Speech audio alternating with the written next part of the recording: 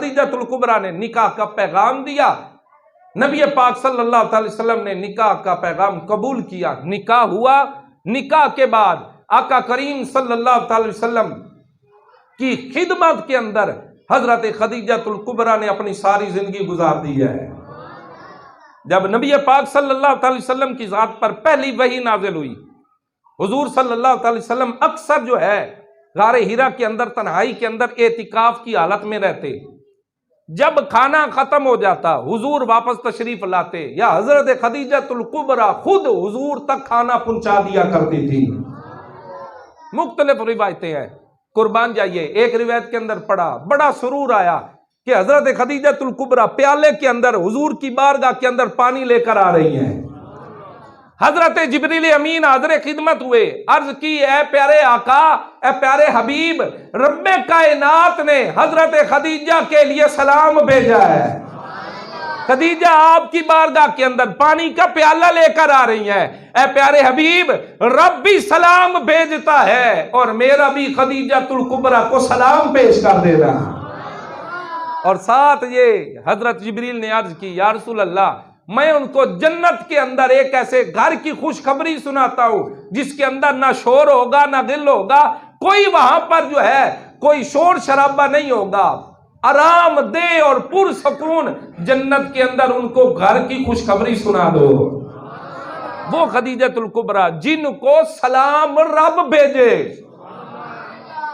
ازواج مطہرات کے اندر سب کو رب کائنات نے بڑے بڑے مقام دیے ہیں، لیکن خدیجۃ الکبریٰ حضور کے نکاح کے اندر جب تک رہی ہیں، مصطفیٰ کریم نے کبھی اور نکاح کیا نہیں ہے۔ حضرت خدیجۃ الکبریٰ آپ کا بڑا کردار ہے۔ جب نبی پاک صلی اللہ علیہ وسلم پر پہلی وحی نازل ہوئی تو حضور علیہ الصلوۃ والسلام بتقاضۂ بشریت جسم کپ کپا رہا تھا، کپ کپاہٹ طاری ہوئی، گھر کے اندر آئے، حضرت خدیجہ سے کہا زملونی زملونی، میرے اوپر جو ہے وہ چادر ڈال دو، کمبل اڑا دو میرے اوپر۔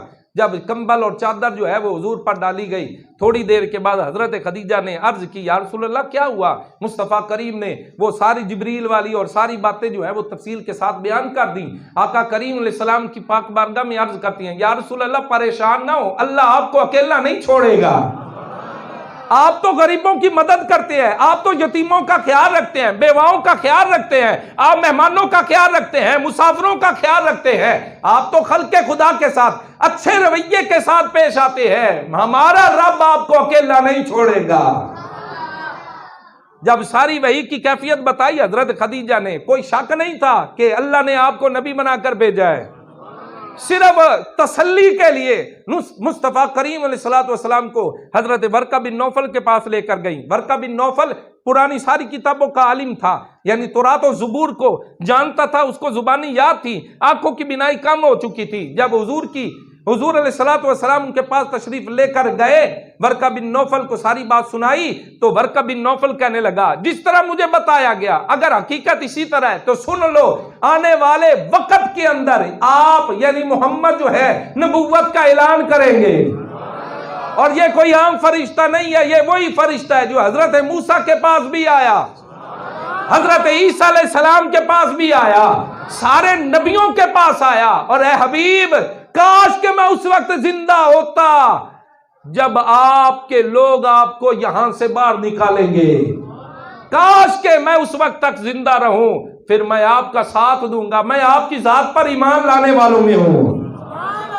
تو ورقہ بن نوفل نے بھی حضور علیہ السلام کی بارگاہ میں جب یہ باتیں عرض کی تو حضرت خدیجۃ الکبریٰ کے ساتھ حضور واپس گھر تشریف لائے۔ نبی پاک علیہ السلام کی پاک بارگاہ میں حضرت خدیجہ نے پھر عرض کی، آقا جب دوبارہ فرشتہ آئے تو مجھے بتا دینا، کیا میں جب آئے تو کیا آپ مجھے بتا سکتے ہیں؟ حضور نے فرمایا بتا سکتا ہوں۔ جب دوبارہ جبریل آئے نا، کہاں آئے؟ حضرت خدیجہ کے گھر میں، گھر کے اندر آئے، جبریل آئے، حضور نے فرمایا خدیجہ جبریل آ گئے۔ حضرت خدیجۃ الکبریٰ نے عرض کی، آقا ہم میرے قریب آ کر بیٹھ جائے۔ عرض کرتی ہیں، یا رسول اللہ کیا آپ بھی نظر آ رہا ہے؟ حضور نے فرمایا آ رہا ہے۔ آپ نے پتہ کیا عرض کیا؟ یا رسول اللہ آپ اپنا سر مبارک میری گود کے اندر رکھیے، عرض کی یا رسول اللہ کہ اب بھی فرشتہ نظر آ رہا ہے؟ حضور نے فرمایا اب بھی نظر آ رہا ہے۔ حضرت خدیجۃ الکبریٰ نے سر کے اوپر جو ہے وہ چادر جو ہے وہ ڈال رکھی تھی، چادر جو ہے وہ ہٹائی تو حضور کی بارگاہ میں عرض کی یا رسول اللہ کہ اب بھی فرشتہ نظر آ رہا ہے؟ حضور نے فرمایا عائشہ اے خدیجہ اب نظر نہیں آ رہا۔ مصطفیٰ کریم کی پاک بارگاہ میں عرض کرتی ہیں یا رسول اللہ مبارک ہو، یہ کوئی شیطان نہیں ہے، یہ اللہ کی طرف سے بھیجا ہوا فرشتہ ہے۔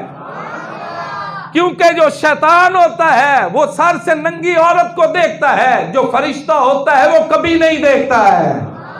معلوم یہ ہوا جہاں پر سر سے ننگی عورت بیٹھی ہو وہاں پر اللہ کے فرشتے، رحمت کے فرشتے نہیں آتے ہیں۔ حضرت خدیجۃ الکبریٰ نے مصطفیٰ کریم علیہ السلام کی امت کو بھی یہ پیغام دے دیا کہ تمہارے اوپر اللہ کی رحمتیں اسی وقت ہو سکتی ہیں۔ اے نبی علیہ السلام کی امت کی بیٹیوں سن لو، جب تمہارے سروں کے اوپر دوپٹہ ہوگا اللہ تمہارے گھر کے اوپر بھی رحمت کرے گا، تمہارے ماں باپ کے اوپر بھی رحمت کرے گا، سارے جہان پر رحمت ہی رحمت ہو جائے گی۔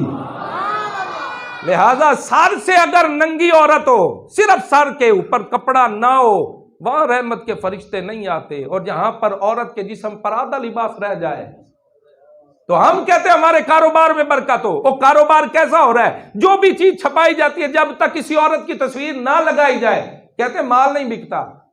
او بھائی اگر اسی عورت کی وجہ سے اور اس کے ننگے پن کی وجہ سے تمہارا مال بکتا ہے تو سن لو اسی وجہ سے تمہارے مال میں برکت بھی نہیں ہے۔ برکت تبھی آتی ہے جب بندہ شریعت کے تقاضے پورے کر کے تجارت کرتا ہے۔ بہرحال حضرت خدیجۃ الکبریٰ آپ ایسی ذات ہے کہ نبی پاک صلی اللہ علیہ وسلم کی جتنی بھی اولاد ہوئی ہے سوائے حضرت ابراہیم رضی اللہ تعالی عنہ کے، ساری حضور کی اولاد حضرت خدیجۃ الکبریٰ کے بدن سے پیدا ہوئی ہے۔